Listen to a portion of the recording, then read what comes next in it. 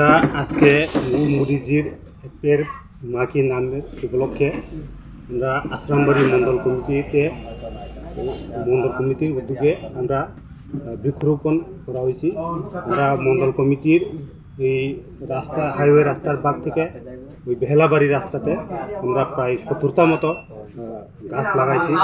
আমরা সবাই মণ্ডল কমিটির আমরা কর্মী এবং আমরা জেলা থেকে আগত সবাই মিলিয়ে আমরা 70টা বৃক্ষরোপণ করা গাছ লাগাইছি এবং আগামী দিনে পার্টির কর্মসূচিতে মোদিজির সঙ্গে আমরা হাত মিলিয়ে আরও আমরা মণ্ডলে আমরা আরও গাছ লাগানো হবে।